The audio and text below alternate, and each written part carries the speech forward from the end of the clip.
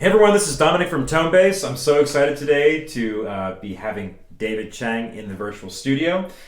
This is going to be a wonderful live stream about really all things learning. We'll be talking about David's unique system for logical notation, for speeding up your process of learning, for deep learning, for basically all things that are related to the process of practicing and really maximizing your efficiency of that. So it's going to be a really informational stream today, and if you have any questions about that, please use that blue ask button. Sometimes the chat gets very lively, which is awesome, but that blue ask button is what helps us find your question right away. It prioritizes it. So if you have any questions, feel free to ask. I just wanted to share a little bit about David before we get started. At just 13 years old, David discovered an unusual gift for teaching and has since helped students achieve remarkable results over 2 decades. David earned a master's degree in piano performance from the Manhattan School of Music and a bachelor's degree in music education from New York University. For more than 15 years, he has developed innovative methods to accelerate learning and memorization with maximum efficiency, quality, and independence, empowering students to make the most of every moment in their practice. In addition to being an educator, David's a wonderful pianist. I actually met David at our wonderful New York City piano intensive this past November. He was a stunning pianist playing all the complete Chopin etudes, and these performances that he's given have taken place at Steinway Hall, Lincoln Center, the Manhattan International Film Festival, and numerous other venues across North America, Europe, and Asia. So thanks to all these outstanding results his students have achieved, he's certainly in demand worldwide. And so it's a real privilege for us and a pleasure to have him here today. So I'm going to be bringing him onto the screen now. So David, say hello to everybody. We have you in the virtual studio. So today we have this lecture coming up about logical notation and more. Again, use that blue ask button, everyone, if you want to ask a question. But David, thanks so much for coming out. You're coming to us from New York City today. Is that right? Yeah, from Brooklyn, New York, and thanks so much for having me, Dom, and for your very kind words. Really Absolutely. appreciate it. Absolutely. I mean, Yeah. we've had different conversations, even starting from November, about some of your systems of learning, and they've always been very intriguing to me. And I'm looking forward today to hearing a bit more about the things that you're passionate about, the things that have helped your students, and the things that are going to Sure. help everybody today, whether you're a pianist, whether you're any other instrument that might be watching today. So David, you want Sure. to talk a little bit about your system, the backstory, and kind of Yeah. why you do what you do. Yeah, absolutely. I think I'll just get right into this system and the logical notation, the methods, and so on. So to everyone watching this live stream, you're here because I'd like to help dramatically improve your musical learning speed in my own particular way. So in the event description for this, I just have these notes off to the side here I'm going to reference. I describe the usage of this logical methodology in terms of like raw skill and intricate strategy, logic, and decision making, regardless of instrument. So even if it's not piano, there's so many things that apply to all other instruments. I also describe this as a skill that's independent of talent, hard work, technique, and theory. So it really should be an independent multiplier in your musical progress. So to get the full power out of using this notation, I'll have to spend maybe about 15 minutes giving mini lectures about kind of what these methods are in general, these thinkings, what my logical methodology is specifically within that context, and other very important principles in the logical methodology that are strongly related to or even intimately intertwined with the logical notation. So it is very intricate and nuanced and detailed, much like classical music is itself. And I made the conscious decision because we were talking about this beforehand, Dom, about I could choose to speak slower. I'm going to purposely speak maybe a little faster in order to get through more of these concepts because my goal is to give you even one concept that may immediately improve your musical learning speed or a challenging thought that may change the way that you're thinking about your practicing world, or at least it opens up other opportunities for you. So randomly interspersed throughout these mini lectures, I'll be showing examples of the logical notation organically. So I'll show like kind of examples from different pieces, and you'll see how the other concepts interrelate with it. And then for the last part of my long monologue or speech here, I'll transition even more specifically over to the logical notation. I'll talk at that time for about 5 minutes about 6 reasons why the logical notation specifically is so powerful. Why is it worth using? Other crucial concepts regarding the notation. And the remaining 10, 15 minutes or so, probably 10 minutes, I'll delve into even more specific examples. I'll kind of screen mirror over kind of real student examples. And again, they'll be from piano pieces, but the vast majority of what I say will apply to other instruments too. It doesn't really help, let's say, like intonation, for instance, but it will help a lot of things. So, okay, so in terms of these methods, it basically is the collection of strategies, mindsets, philosophies that I've developed over the years. It really is the way that I practice myself. It's my life's work up to this point. So Dom shared I've been teaching, since I was a teenager. I've been developing these methods since I was maybe around 16, 17 years old. It really was with the intention of improving my own efficiency. And then anything I try on my students, I try on all the students and vice versa as well too. And the main ones are my physical methodology, which is kind of like technique, relaxation, metronome practice, altered rhythms, etc. In a very specific way, my logistical methodology, which is kind of writing out of all the fingering, planning, organization, performance practice, mental practice, which Dom and I have talked tons about up to this point, views about mindset, and of course, the logical methodology, which is what we're focusing more on today. So here are three quick examples or mindset shifts that kind of set these ideas apart. Just kind of want to frame this a little bit.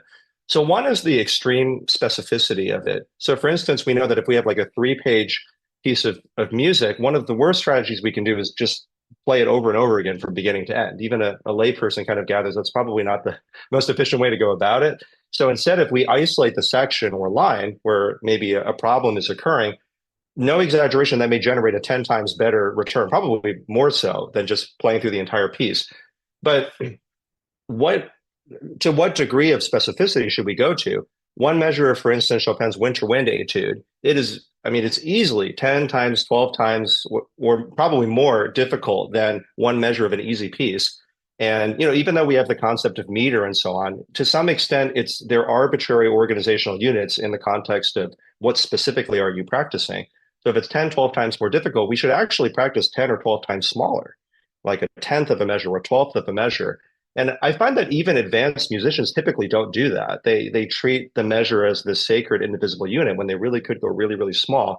And so if you're practicing like little 12ths or 16ths or so on of a measure, that could generate a 10 times return compared to if you're practicing that section or line that I was talking about earlier. And it could be easily an 100 times return compared to the mindless playing of 3 pages, for instance. So that's one thing, that extreme specificity. Second thing is layering.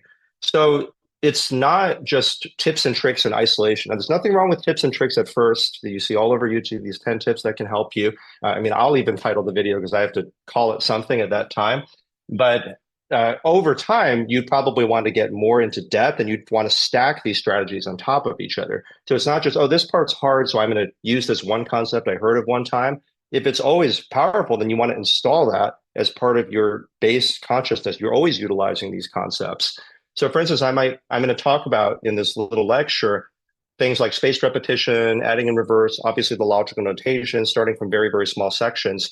And if each of these concepts is independently powerful for your progress, there's going to be an opportunity cost from not using all of the other things if you just kind of use them willy-nilly randomly. So for instance, you have the strategy, let's say spaced repetition, which I'll talk about in a little bit, you install it, you're always using it. You're not just doing mass practice 100 times in a row anymore. That becomes a part of your consciousness. And then strategy 2, you may master, that becomes a part of you. Strategy 3 becomes a part of you. And then we stack that over time. Third big concept, desirable difficulty. So I'll use the example of mock tests in the United States, maybe like a mock SAT or mock math test or something. So if you take a mock test, we are not emotionally attached to whether you do well or you don't do well. It is a neutral assessment. You take it. You don't feel really badly about yourself if you do poorly. It has nothing to do with you personally. You just take that. And if the teacher tells you the answers while you're taking it, or you have the answer key in front of you, that rather ruins the purpose of the mock test, right? So you take that test, and then we can see afterwards, after you take the test on your own, you check the answer key, and then you find like, oh, these are the strengths and weaknesses. This is what I know. This is what I don't know. And now I can look at the answer key, understand what I did wrong. And obviously, if you take the test without outside help, you look at the answer key afterwards, you understand what you did wrong, you're going to understand that much better. It's going to lead to much deeper learning and longer term retention than if you just took an open book test or the teacher helped you with the test. And this is how people will approach piano lessons much of the time. It's kind of just dictated. Just do this. The hand position is this. Copy what I'm doing here. There's nothing wrong with this sometimes, But delayed feedback can be exceptionally powerful. I find much more of the time than you might first think. I'm interested in what the student can do when they leave the room, not when they're here in the room with me. So if it's a total beginner, I show them, hey, do this. Everybody feels good about it. It's a normal lesson. They can't do anything once they leave the room. What I'm interested instead is introducing this desirable difficulty, throwing them in the deep end of the pool, taking off the training wheels, letting them struggle. It's a tough love kind of thing. And letting them see like, hey, try to practice these next four measures or this next section.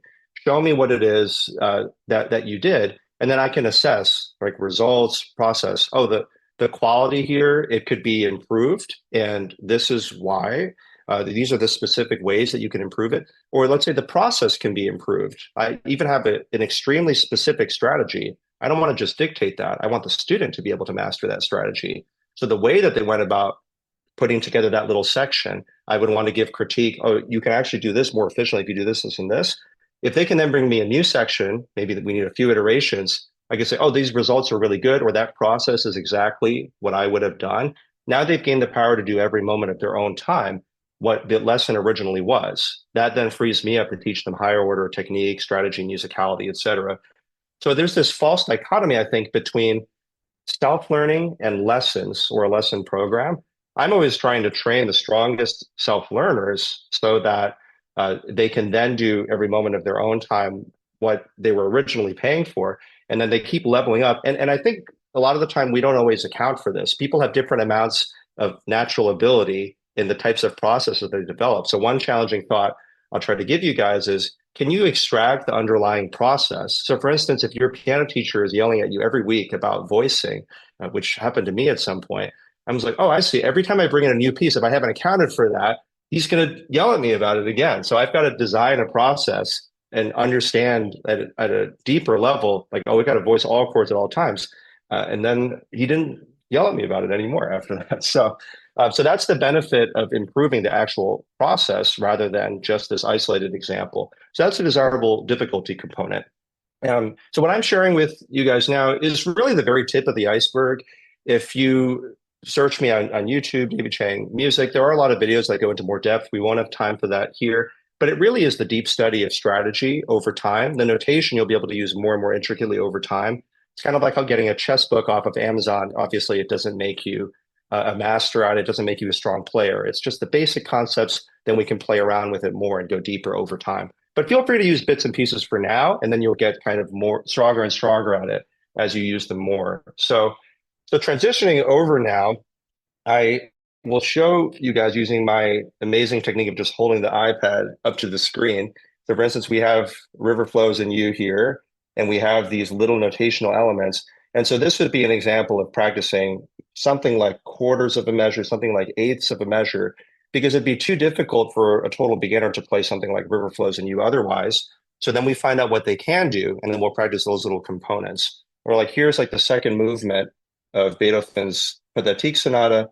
And you guys can see sometimes there's these, in these little brackets, there's twos or ones or halves. And so this is the logical notation where if you're practicing in little sections, you can keep track of that work in a very intricate, granular fashion. So at this point, I'm going to talk quickly as I can in terms of the logical methodology itself. And those principles I was saying earlier, the specificity, the layering, desirable difficulty, they're going to continue to apply. So in one sense, this is skill at decision-making itself. It's all the micro decisions. It's all the dirty laundry in the practice room that the piano professor doesn't ask so much about. Because even in conservatory, you may say like, hey, it's good to do wrist circles. It's good to have this alignment. It's good to relax your shoulders. But what do you actually do moment to moment in the practice room? Nobody really knows. Like we might do metronome practice. We might do separate heads. We might do theoretical analysis. But really, like, what about the first 30 seconds, the next 30 seconds? That's a conversation people don't have as often. And I'm here to talk about some of those micro decisions. Because whether you're consciously aware of it or not, you are deciding to do the measure over and over again from the beginning, or you're doing something that's more specific than that, that might be more helpful. So once we've exhausted talent and hard work, for instance, Dom and I have talked about, I mean, there's times we were practicing 6 to 8 hours, 8 to 10 hours a day, like at some point. And okay, so we've got the hard work part. We have a really great teacher. We've got has a certain amount of talent. So then now we've just got to practice smarter if we still want to get a better return out of our time. And for me, it's like, well, I see other things out there. I'm going to start to create my own. And I invite you to think about creating your own as well, too, if you want to continue to improve your efficiency. So here are some of the layered concepts that I think are going to apply here. We have spaced repetition. This is forgetting and relearning for deeper long-term learning. So this is really forgetting on purpose in order to help the learning process. It is quite counterintuitive. So if you learn a new foreign language phrase, you repeat it to yourself 50 times, that doesn't really prove that you remember the phrase in a real world situation. Instead, if you learn, let's say a musical section, and you learn that instead of doing it 50 times like you would do in like the 1960s or something, we actually know from the learning research, oh, it'd be better to move on, come back. And here's the thing. If you've completely forgotten, instead of getting depressed, you think, oh, that's what naturally happens with the brain. We want to forget, relearn, spend that cognitive effort of retrieval. Every time that I spend that cognitive effort, it's going to help that neural bridge in the brain, and then that's going to lead to deeper learning. So if I purposely forget, come back to the piece 7 times, and these are purposely incomplete, simplistic explanations, that may be like getting a whole week's worth of practice in one day. So it's kind of baked into the design. And you can also interleave sections. If you're doing like little eighths of a measure, so one measure, let's say you play it and it's kind of iffy, it's not really that good, but you can do an eighth of a measure really well. How about doing those eighths of a measure, each one really, really good, like little tiny gems, move on from them.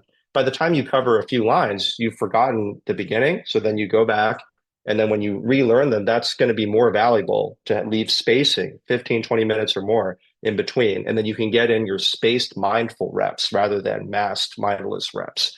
So we have that. Desirable difficulty I talked about earlier. So this is desirable difficulty. It's harder. It feels harder to come back and have to redo the thing. It might feel better to just do it over and over, but that is actually going to lead to better learning because of that brain power that you're using. The idea of sets in my logical methodology that we'll talk about. So if you're seeing some of these examples, let me pull up, I guess, another one here. So we see different types of brackets. So these curly brackets are for both hand sets, and I'm going to say what they are in a moment. These regular square brackets are for separate hand sets, and a set is simply just any number of measures plus one more beat or one more vertical. So for instance, a one measure set, it's just one measure plus the next beat or chord, or sometimes I say vertical if it's a chord or dyad or a singular note, just to encompass all of that. If it's a 4 measure set, you mark that over the starting point, vertically aligned over the starting point. That'll be 4 measures plus the next beat. But then what's interesting is also the fractions, of course. A lot of the time, the reason the person can't play it is because they just haven't broken smaller than 1 measure. You can mark quarter measure sets, half measure sets. For instance, in 4/4 time, a half measure set, half a measure plus the next beat could be first beat to third beat to first beat. Or in 4/4 time, a quarter measure sets, quarter of a measure plus the next beat. That's another way to say beat to beat, first beat to second beat to third beat, etc. So when we're seeing something like this, if you see these third measure set markers and close in these pretty little curly brackets, that means a third of a measure plus the next beat. So it'd be beat to beat in this case, more or less. And if you're seeing something like this 2/3, it closes in the square brackets, this is actually referring to a separate hand set, which means 2/3 of a measure plus the next beat within the right hand. So the both hand ones, they'll be vertically aligned over probably the right hand. The right hand ones will be vertically aligned over the right hand. Left hand ones I like to do vertically aligned below the left hand. So we have this system here. So that is the logical notation that I'll go into more detail in a little bit. And again, the sets is always a certain section plus the next beat. Now, for sake of time, I'm going to give simple explanations of these. So rule of expansion, this is the idea of actually not just coming back and reviewing. And this is another counterintuitive concept. So for instance, let's say you did 1 measure sets, which always means 1 measure plus the next beat. You covered a wide area, like several lines. Then some time has passed, you come back. Now, let's say you've completely forgotten the first 2 1 measure sets. What do? Do you A, reduce them, so now you practice half measure sets instead? B, review them, so you just redo the 1 measure sets again? Or do you C, try to expand them, try to combine them into a 2 measure set? And the answer is always C. And nobody chooses C. It's like, well, I don't even remember the things. Why would I try to combine them together? There's no downside to it, because when you try to link it into a 2, part of the premise is the fact that you've forgotten it and you relearned it, like I was saying earlier, you'll know it better. It'll actually stick better in your mind and better than before, such that there's an increased chance that they can now stick together. So when you try to solve the 2, when you try to put together the 2 measure set, you will end up reviewing the ones anyway. and you will create more overlap in between. Maybe you can do the first 1.5 or the last 1.25. So there is no downside to it. And there you might mark a 2 in the curly brackets and a capital A for attempted to keep track of that attempt. So that's rule of expansion. You should always try to combine together two sets of the same size or quality that are next to each other the following time, and not do something other than that. Everybody always wants to review or do something else, but strangely, that's the most helpful thing. Rule of transition is the idea of transitioning at some point from separate into both hand sets. So we don't have time to get into the intricacies here, but if you're beginner, intermediate, it'll probably be helpful to do more separate hand sets for a lot of pieces at first. And so at some point you want to transition into both hands, but if you're practicing juggling flaming torches, you're practicing juggling knives, and you combine them together, it's not always a 1 + 1 = 2. The both hands is a different animal. So I recommend at least a 2-to-1 ratio. If you've done, let's say, one measure separate hand sets, like one measure right hand alone, one measure left hand alone, I don't think you should try one measure both hand sets the next pass through. If you want to transition to both hands, I would try no larger than half measure both hand sets. Maybe even want to do quarter measure both hand sets. But now you know the separate hands well enough. So it's more of a both hands thing that you're working on rather than both separate hand and both hand problems. I'm just going to keep going for sake of time. And I already talked about logical notation. One of the other most counterintuitive things is when you do the logical notation, it's if you do it correctly just once to quality. Now, the quality part is the old school part. This is where even if people understand all these concepts, they still need to actually have the conservatory quality really, really good. I'm not interested in large, iffy things, medium, mediocre things, small, pretty good things. I just want anything that's really, really, really good. And often for that student, the one measure might be a little hesitant, but that little eighth of a measure, they may be able to play that with, it could be the notes are perfect, the notes, fingering, the rhythm. It's a nice, weighty, grounded touch. It's not with tons of musicality. There's no hesitating at all, not even a hint of it. Ideally, it's from memory if you're planning to play from memory at any point, which I typically would advise. Hopefully the articulation is correct. I mean, quality is subjective. You can allow some concessions depending on the level, but it's got to be really, really good. But if you do it just one time correctly, then you will mark the notation. You don't care about remembering it. You don't care about doing it on command. You don't care about oh, I came back to it later and I've forgotten it because of the stuff I was saying earlier, right? That's the reason why I give this long speech up to this point. So it'll feel bizarre. You do an eighth of a measure correctly or a quarter of a measure correctly, you mark the notation and you move on. So you end up moving on very quickly, rapidly from all these eighth measure sets. And it's a win-win situation. If you come back and you've totally forgotten them, you're like, oh yeah, David mentioned this is normal and it's healthy. And if it sticks, perfect. That's even better. That's what we're trying to do over the longer term. But it might take more than one attempt before you then expand it to the next size. So we're really after recording these, perfect or near perfect puzzle pieces as you're doing this. And the amount of time that you let pass, it's very interesting because you could let 15, 20 minutes pass, you could let hours pass, you could let days pass. I found, and I don't advise this, but I've had clients not practice at all, or I didn't see them for a month or two, a little bit lazy. That's okay. They're busy adults. And strangely, and this is what's convinced me even more of the power of some of these concepts, it's not like we're starting from scratch. So much of it comes back. I think it's because we started from almost every conceivable point within the measure. So even though in the very, very short term, it's it's an bigger upfront cost, desirable difficulty. Well, but over the longer term, they save tons and tons of time because they're not just having memory slips all over the place because of the fact that it's just muscle memory. So the fact that memory consolidates during sleep also is very interesting. That's a biological fact. I love naps. I love spacing things out in terms of sleep. For the sake of memory, it's for the sake of my piano practice, how can I not take naps? So if you do lots of little tiny sets and you sleep on it and you come back and you read them the next day, that's actually more powerful than just doing it within 20 minutes. So it's interesting. So I account for that in the strategy. And the logical methodology is really a way of linking all things. It can be the basics, the bare bones, just the notes, fingerings, etc. I was talking about earlier. It can be high level musicality or technique. So oh, this wrist motion, that motion. It's I can do it in this small quantity, but I can't do it in this large chunk. We'll just do it in little tiny areas. Your body will start to piece it together over time. You can start to expand the areas that you can do the wrist motion over time. High level musicality technique, relaxation. For memory, you want to memorize something, you do these little tiny chunks from memory as a base requirement, you move on, and then you'll be able to start from many, many different points from memory as well, too. There's greater conscious awareness of everything that's going on. And yeah, even for mental practice and conscious awareness, I actually use the same exact strategy. You can actually piece things together even away from the piano. And there's no time to go into that here, but that's what I'll say.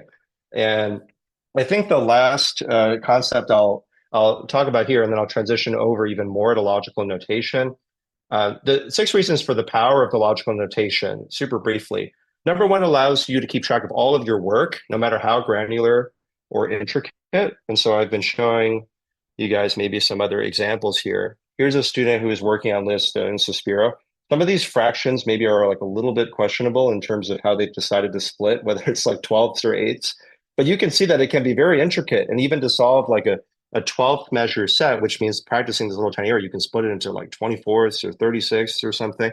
You can practice just note to note, just recording these little perfect observations. So that's a tremendous amount of information. And when I was starting off earlier in my teaching career, I was like, I don't need to keep track of this. I have a good memory.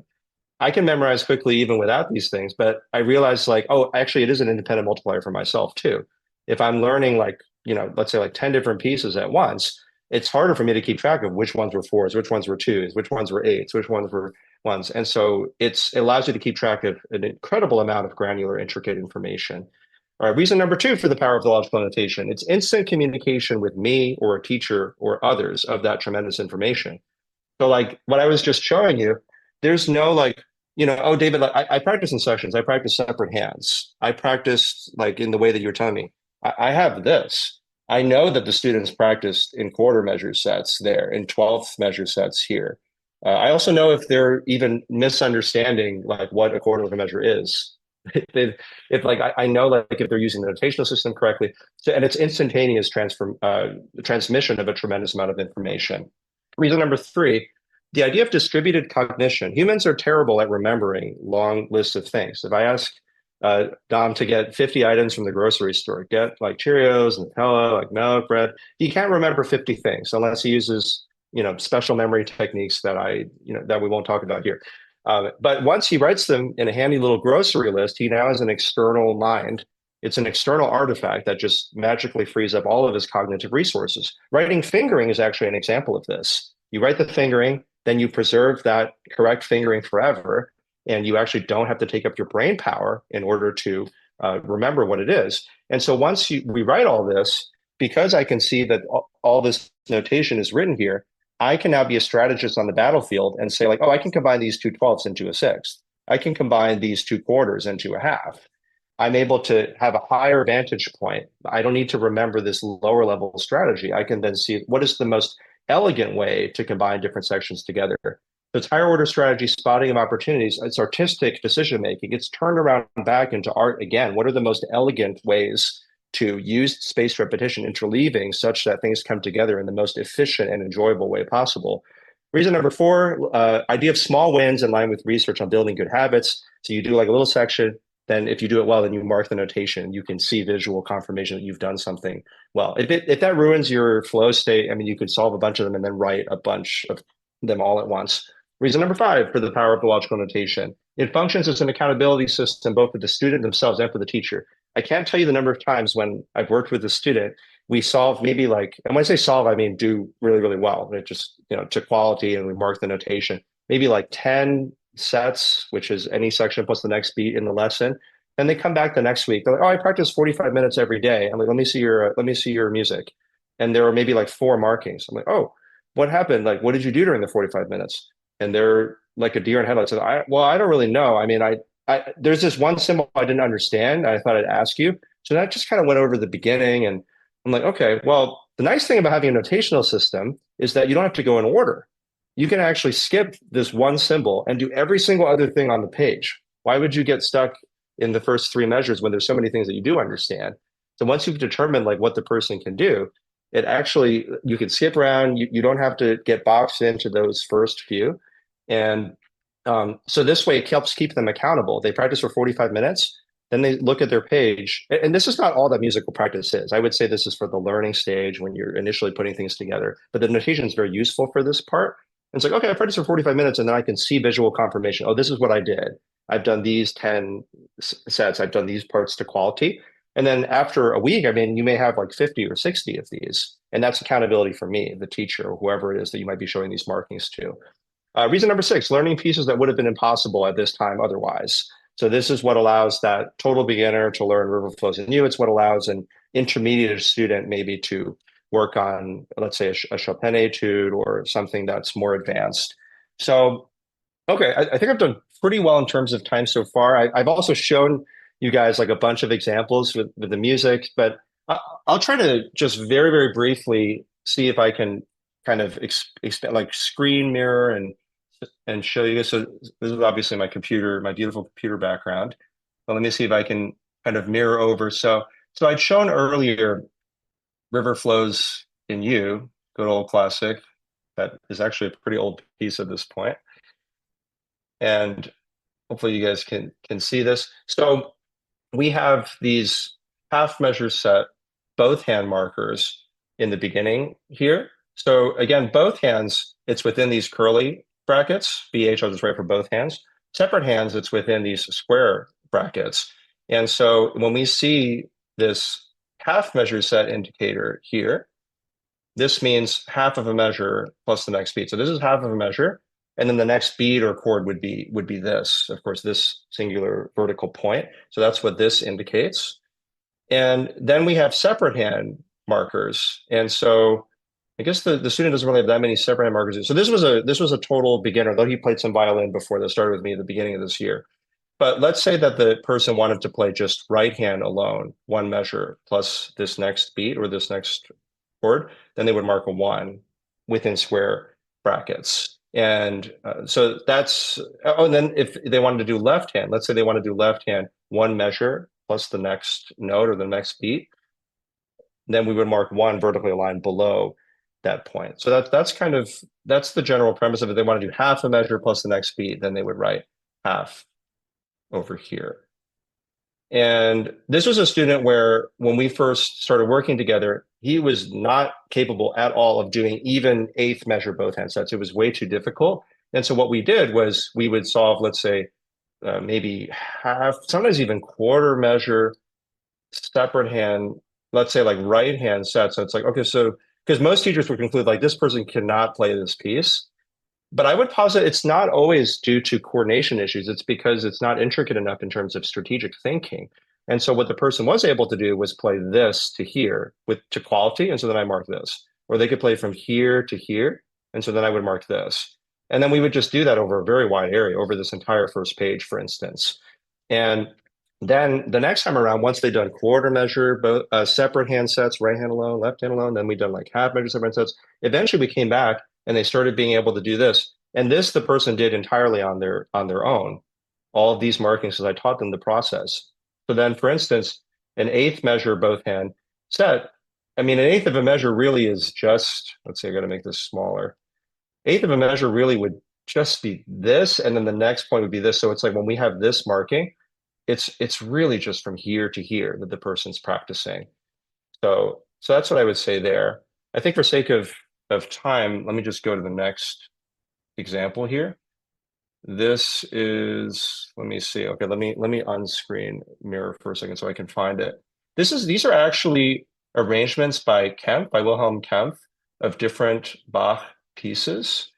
And this was a student that she had played maybe 1 or 2 years as a child. And definitely, I mean, this is like a really, really big reach. Let me see if I can find the example here. And the only way that this was possible in this case, I think, was by starting from third measure separate hand sets or smaller. So let me just mirror that over again. And this is Jesu, joy of man's desiring. I mean, this is like not typical. This is because the person loves this piece and like, I want to be able to play this no matter what. And it's going to take a long time. And they're like, that's okay. So it's greatly celebrated, but it'll still take quite a while to put together. And yeah, so they played maybe 1 or 2 years before. But what I did find was that she did have some unusual ability for doing things like this. So that was within our ability to do this. I tested it. I'm like, okay, you can do that. And so we started with third measure, like right hand sets, which is a third of a measure plus the next beat. And one other concept I'll talk about here is adding in reverse. And I'm sure you might have heard of this practicing before, where if you're practicing a given section, even if it's an advanced pianist, like a measure, typically we might play like from the beginning of the measure over and over again. But you'll play the beginning correctly, the ending, you'll kind of mess it up and you'll do that over and over again. And then you're like, oh, I finally got it. But you've played the beginning correctly 40 times, the ending incorrectly 38 times, and correctly twice, and then you've moved on. So how can the brain and body know which one you prefer? And in fact, because this is an art moving forward in time, it's often best to start from the end as the default strategy, meaning like the last quarter measure set, the last half measure set, the last three quarters. And if it doesn't go well, you go back to the end because we have this inherent bias towards the beginning. So I'll say a little bit, in order to play this third measure set from here to here, we may use adding in reverse. We may play from left to right, just this part, and then just this part, and then the entire thing. Actually, we probably just play this alone first. Then we do the green, then we do the blue, then we do the red. All of that in order to get them to play just this third measure right-hand set. And then, maybe then we mark like a whole bunch of them, we cover a wide area. Then the next pass through, then we were able to link some of the thirds into two-thirds or some of the two-thirds into ones. Now, after she got used to this, she did some of the separate hand sets on like the third or fourth pass through. Then we started being able to do these third measure both hand sets where she's able to put together the both hands. And let me see. Super briefly, this is the pathétique example. I think I'm going to start wrapping up in a moment. This is the pathétique example, second movement. This was a student that started as total beginner, didn't play other instruments before. Maybe this was like, he studied with me about 2 years, maybe a little bit more. He is somebody that actually practiced. He was very busy last year. He's getting back into it. So he does put in the work. And this was a case where we definitely had to start with some separate hand sets. But then he's put together, actually, this is an older copy. He's put together like almost the entire movement at this point. And then, we have, for instance, like these half measure set indicators where it's like half of a measure plus the next vertical. Or in this case, like we have, over here, maybe we have like half of a measure plus the next vertical. And so the next pass through, we would probably try to combine them into ones or twos, because like we said, from our higher vantage point, we can see there's opportunity at different points. Now, the way to put together both hand sets, the default strategy is adding in reverse separate than both for each step. And so even if you've done separate hand sets previously, now we're trying to do a both hand set, which would be this half measures out of your half a measure plus the next vertical. And instead of just doing maybe the last quarter measure set and then the entire thing, we'll probably do right hand alone, then left hand alone, and then both, and then right hand alone, then left hand alone, and then both. And that would be the default strategy, always from left to right. And then that results in this being solved or being played well. Maybe the next pass through, in order to link these half measure sets together into a one so that we can do this entire measure plus the next beat, maybe we would do the last quarter, like right hand alone, left hand alone, then both, right hand alone, left hand alone, and then both, right hand alone, left hand alone, and then both, and then the entire thing, right hand alone, left hand alone, and then both. And then that default 12-step strategy is what results in maybe a one measure both hand set. So, super briefly, this is in Suspiro that I was talking about earlier. So you can see that this student, I mean, they have all these different types of fractions. Again, some of it's a little bit questionable the way that it's been split up. But obviously, it's given the student the chance to piece together the piece in a way that would have been impossible otherwise. And you can see that they're, even for very small sets, the way that we do adding in reverse, there can be very intricate granular solves. And I think the very, very last thought, and I guess this would probably be me wrapping up at this point, the question of like, well, how do I go about solves throughout an entire piece? And I'll just introduce the idea of global and staggered super briefly. So global is like, if it's an entire piece, let's say, you can do like little tiny, very small sets through the entire piece, like quarter measure sets through the whole piece, then half measure set through the whole piece, ones through the whole piece. That is pretty crazy, but the memory will consolidate during sleep even much better. That's more the way that I'll practice. Most people, they'll probably get more motivation out of staggered, which is increasingly complex things in the beginning. So for instance, let's say you have a big challenge piece for yourself. It takes 5 weeks to put together the first page, the quality. Well, the second page will also take 5 weeks. So it'll take 10 weeks, right? But not if you've been working on the second page for 4 weeks already. If you made staggered investment, then that second page will seemingly come to fruition in 1 week, but really people don't know you've been working on it for 4 weeks. If this third page you've been working on for 3 weeks, it'll come to fruition in 2 weeks.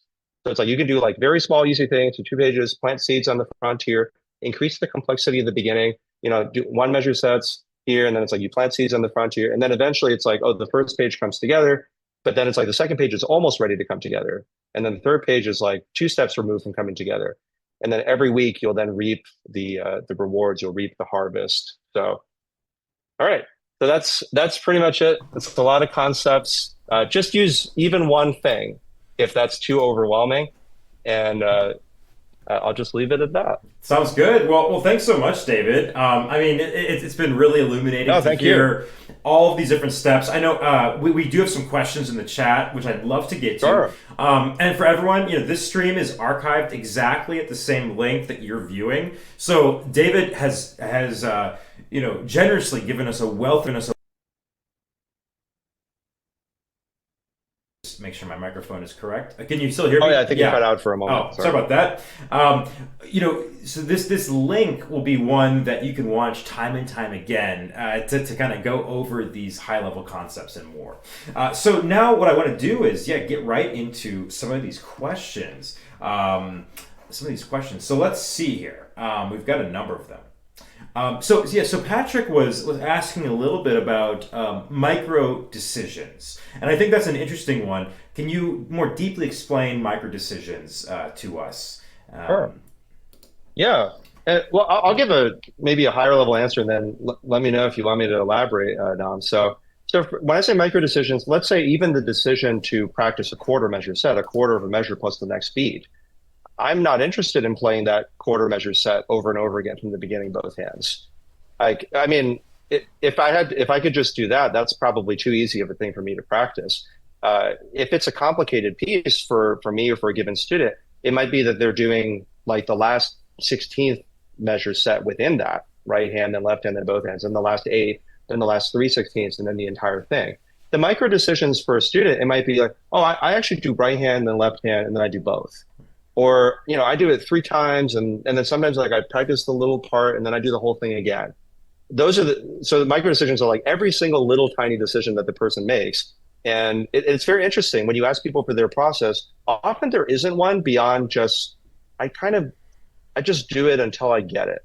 Especially if it's a small section, even for advanced musicians, I'm going to isolate this measure or even this half measure. And then I just kind of do it over and over and over again until I get it. But I think there's a better way to practice in order to even get that very small section. Mm-hmm. Hope that helps. Absolutely. I mean, it's sometimes it's actually the more simplistic way of thinking is just doing it until you get it right? But what you're doing is much more precise in how you strategically conquer a passage. So that certainly makes a lot of sense. It forces attention. Oh, I'm so sorry for interrupting. It forces attention too. Like when people start from all those different points, it really, like I was saying earlier, it doesn't end up just as muscle memory. They'll end up intimately knowing each part of the music better as well. Mm-hmm. Absolutely. Yeah. Terrific. Swapnil has a question about does this process benefit learning multiple pieces at the same time? What is your recommendation for number of pieces to learn in parallel? When you're doing this, is it like you're deep diving one piece, or do you apply it to many? How do you position that? Sure, that's a great question. I mean, there's many different levels of answer to this. I think, as you might expect, it's better to start from simple first. So, for instance, if it's a beginner that's learning a piece, I mean, we might just be introducing one concept very slowly at a time. That's why if you go back and rewatch this recording, like even just taking like 1 minute from it and applying some of the concept, that might be helpful. But then it's like, okay, let's say that the beginner student, they're understanding the concept, and then they are, let's say, solving 2s or 1s or something from the beginning. They're doing that, and they're starting to gain more independence. So then maybe they might start planting seeds for the second page. And that's not different pieces, but that's different sections or pages. So they start doing some 1s on the second page. They start expanding the 2s on the first page. So they're getting a little more sophisticated. And then eventually, as you know, it's like for beginners, it's like even just one piece it may be a big challenge. But all the way up to if you're in a piano performance program in school, you're having to put together a whole solo recital. And so let's like we do have to learn how to juggle multiple pieces at some point. And so then you just think of pieces as pages or pieces as sections. So once you level up to the point that you're able to balance multiple pieces, and people have different styles here too. Do you spend like, I think a lot of times, sometimes it's like even like 90% of time on one piece, 10% of time on another, or 80-20. That might be more beneficial in some cases than 50-50. But for instance, when I was learning the complete Chopin etudes, I would just do small sets through like 6 different etudes. And just little, what for me were small sets, and they were different depending on the piece. I do all of them.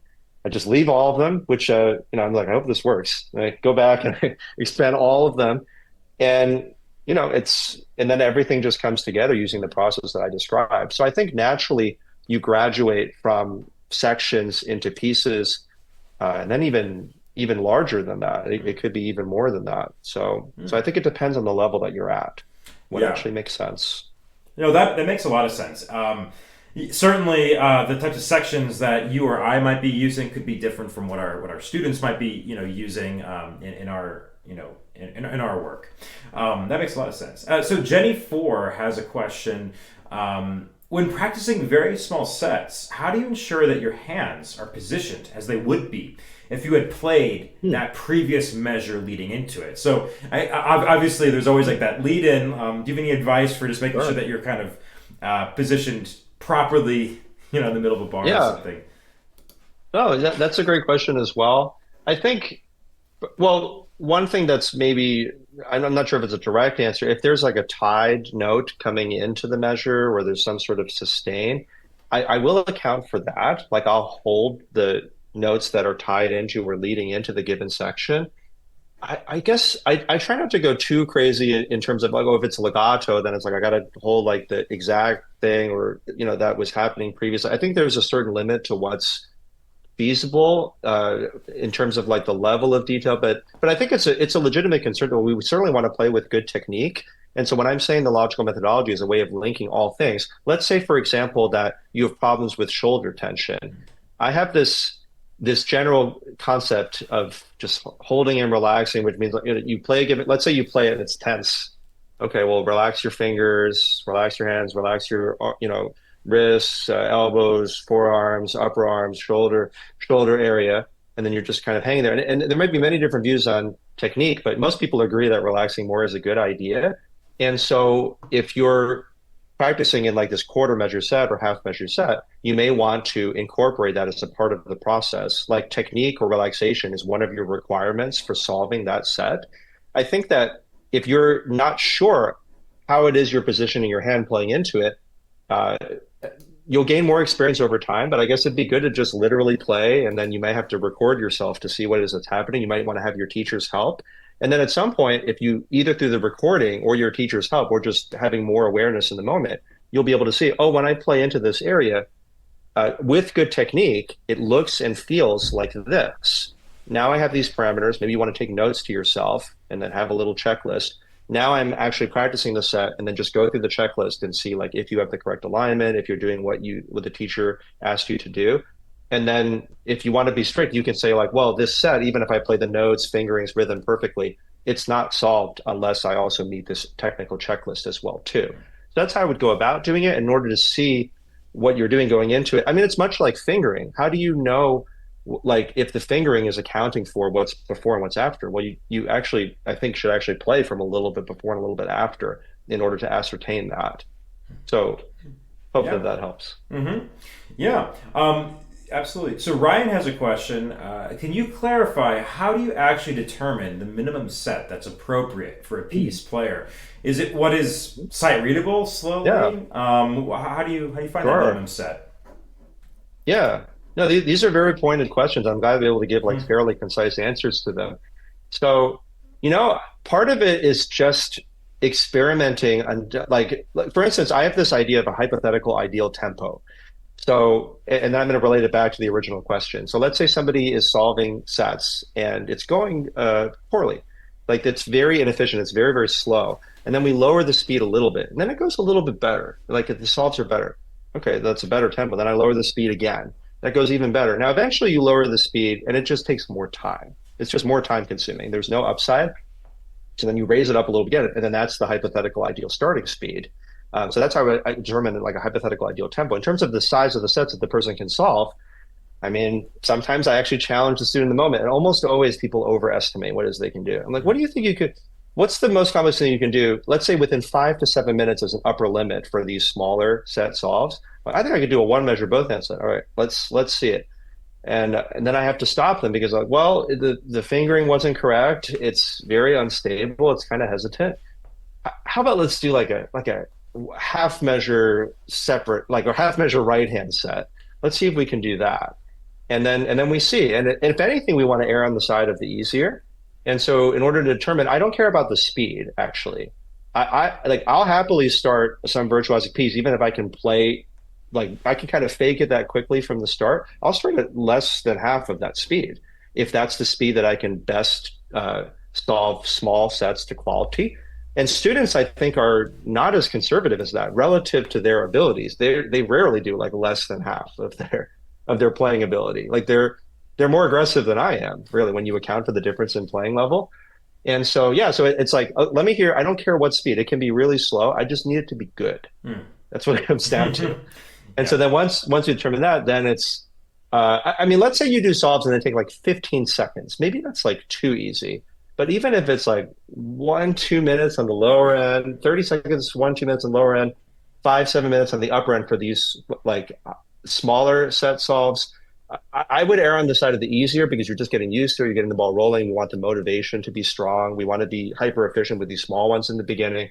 So yeah, so that's what that's what I would say. Hopefully, hopefully no, there's something there. I mean, and that certainly makes sense. I mean, certainly what I'm hearing is that it comes down to, of course, at some point making a decision like I'm going to do a 1 bar set, and then you have to be self-aware and also self-critical enough to be like, was that actually good enough? Was that did I?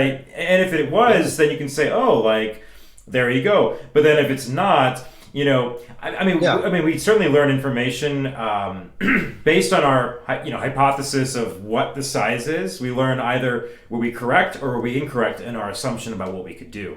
And, one way or another, the more you do that, the more information you get about yourself, the better you're going to understand, like, the size of sets that you need to do. But certainly I can see how, for some of your students and for a lot of people, they have these dream pieces. And it's like, how do you learn this piece that's obviously out of your level? Like it's certainly something that's like way above. And how do you do that? And it seems like certainly this notational system is certainly a way, an access point, rather than the mindless, just like over and over again until you get it. So, don't get me wrong either. Like if it's like a beginner student that's trying a big goal piece, the old school stuff definitely is still very, very important. Like knowing all your scales, knowing all your arpeggios, knowing music theory, etc.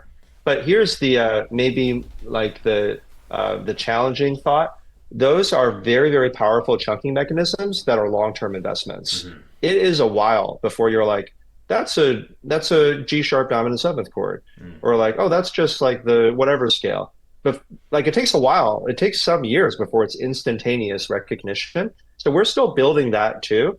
But the beautiful thing about strategy is it's an extremely powerful short-term and long-term return. So while the person doesn't have the theory knowledge that you have yet, Dom, like at least we're using strategy, and eventually after some time, they'll be able to layer the theoretical framework on top of it. Yeah, absolutely. In terms of like the sets themselves, like, you kind of sit back, okay, I did the one measure set, but that took like half an hour. So it was too long. Or, oh, that took like 7 minutes, but it's bad. I've got to do half measure sets. It's always better to be more conservative. Yeah, I think that makes a lot of sense. So Jenny has a question.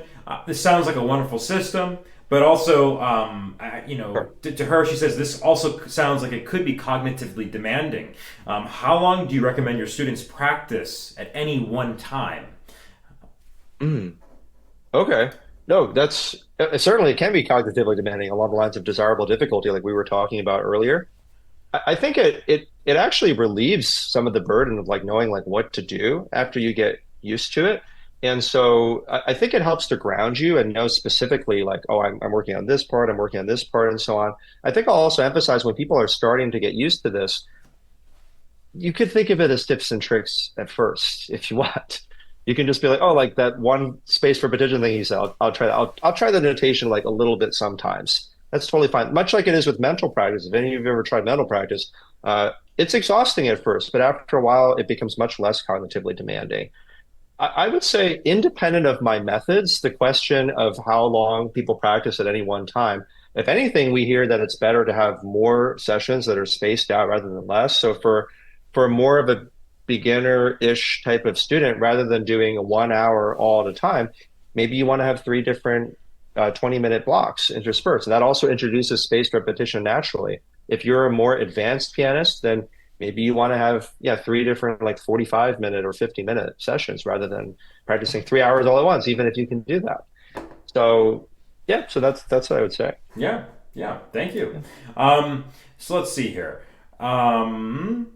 Patrick's asking, thanks for all the questions, guys. How long does it normally take to learn a piece, given the intricacy of this notation? Sure. Well, and this is the part where, see, it's hard to get across the nuance and depth of this method in like the TikTok age or whatever this is. And so, so for, my little music school and unusual lessons and things, we do have the catchy tagline of the 6 to 12 months would have taken 3 to 5 years. And I honestly, I didn't know anything about marketing or those things back. I just kind of observed like, well, what's the average of what happens? And it's like, it's a total beginner and they can play something like River Flows in You or Fiorelise in front of an audience in 6 to 12 months. And it's something that would have taken them probably 3, 4, 5 years using traditional methods. So that's the average of what happens. It's just a multiplier though. So if a person learns slower than average, and there's no judgment there, but talent does exist. It's just not the be all and end all that everybody makes it out to be. But then it's like, usually it's like the person, even with separate hands, is like really, really struggling, but they may be able to put together, like the A section of Fiorelise, for instance, in let's say like 8 months or something like that. And that's an incredible accomplishment for them. I think the most crazy things are, like a total beginner that's learned like the Chopin Nocturne in C sharp minor posthumous in like 7 weeks. Now that person had played like oboe and bassoon and was a percussionist and obviously has some unusual qualities. So there are some outliers, but all I know is that it is just a multiplier on progress if it's used well. But then there's like a learning curve part to get used to it. And then not everybody's suitable for this. Like people that, you look at this notation, you just feel like, really tired and you're not super detail oriented or patient. That's okay. Not everybody has to use this. Just use the parts that are useful to you. That makes a lot of sense. Absolutely. Let's see. We have a few other questions. I think we answered a few of these. Like Nicholas. Nicholas is asking, so you make the sections small so you can play them perfectly from the start and then combine them. Yes, that's what David's talking about. If a mistake perfectly within reason. Yeah. Without being too OCD. Yeah. The other extreme. That's a good point. And and what if a mistake happens? Well, from what I'm hearing, maybe you go smaller, or maybe you do it again. You would go smaller, and then it's like I don't assess an advanced student the same way that I would assess myself. I just I wouldn't let them pass it. Then you don't assess a beginner student the way you would an advanced student. It's like when a recital is coming up, and the students are going to perform in a little bit. We have to make really strong decisions about, okay, that person's just not going to get it at this point.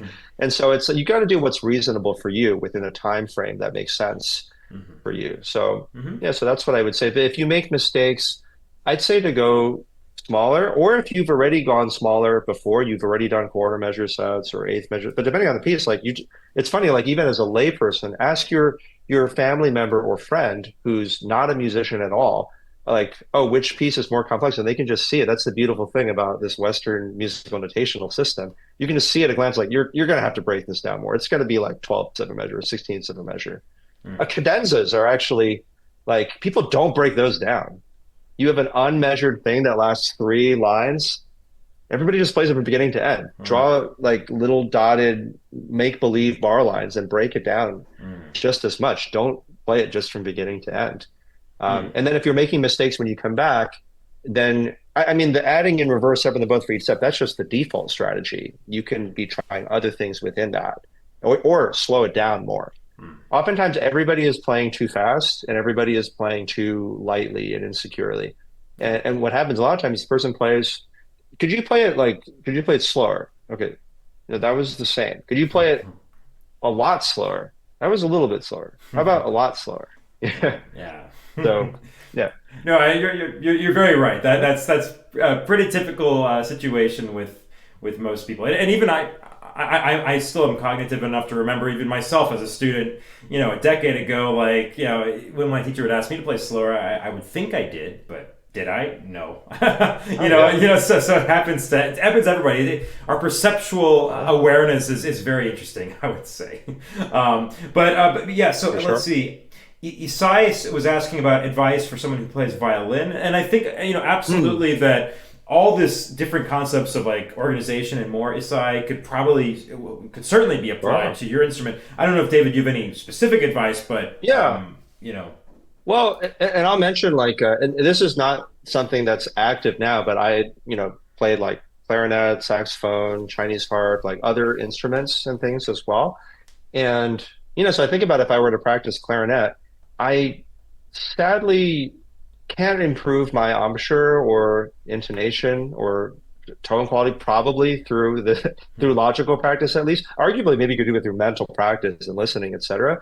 I mean, the splitting of separate hands is, I guess, maybe it not may not apply as much, but obviously, spaced repetition, desirable difficulty, breaking these down, all of that can apply. I would imagine. I mean, I don't know very much about violin, to be honest, but like thinking about, guitar, thinking about it's like even if you're not playing two different melodic lines, I would assume appropriate to each person's instrument, whether it's violin or other instruments, there may be other things such as, having certain chord positions, certain things with bowing, certain other things to account for. If there's anything that you practice separately ever for your instruments, then I'm sure you could apply these concepts in the same way Yeah. and be creative about how you go about it. Or even if that's not the case, at least you can use these concepts for a certain component of your practice. And then the rest of your practice, obviously, you can do it the way that you did before, but maybe used some more, for instance, spaced repetition, mindfulness, instead of just doing it over and over again, perhaps. Absolutely. Yeah, Yeah. Daphne, who I think is maybe a string player, is mentioning that you could still focus on left hand, right hand technique, all different Yeah. types of stuff, and certainly, hopefully, this lecture is also inspiring us all to think about a lot of these universal concepts of spaced repetition, about frankly just getting smaller into your segments in your difficult passages. I mean, that's something that any of us can certainly agree on. And I see a few people Oh, like Richard, Barney, are asking about, do you have any kind of like, manual or summary guide or specific, oh, sure. PDF that has like your notation symbols and numbers and Yeah. because I do think yeah, a lot of people are kind of Yeah. interested in No, that. that is a great question. And I'm going to admit here, I am not good at some of these things that Dom and Tonebase are fantastic at. Everybody has beautiful PDFs, like wonderfully, like the cinematography or whatever you call it, the editing, everything is so beautiful. The choruses.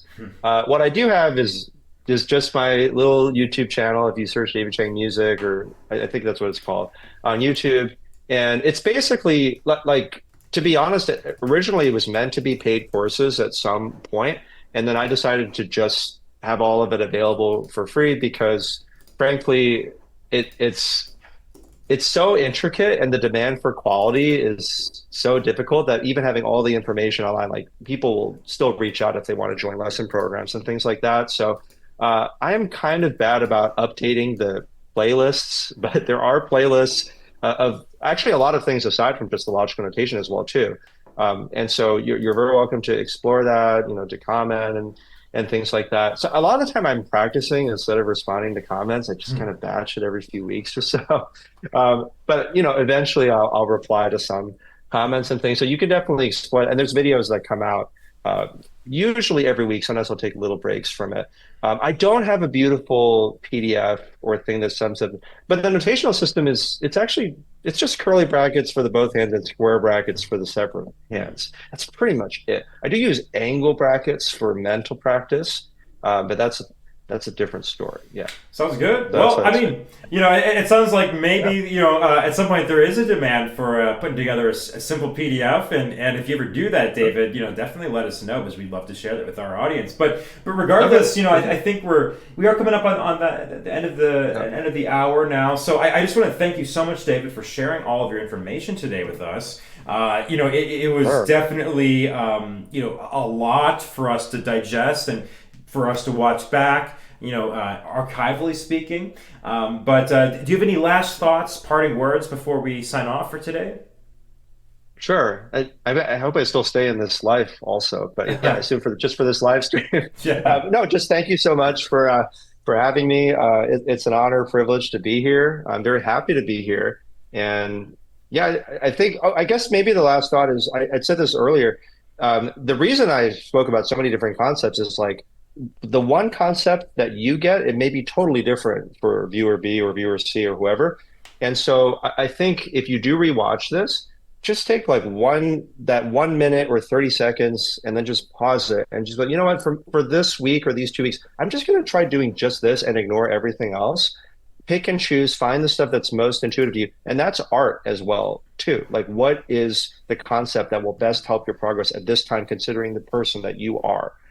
And try to have an elegant solve there, and then you can go back and watch again or watch the channel or whatever it is that you'd like to do when you want to layer on a second and third concept. Don't make it too overwhelming for Yeah. yourself.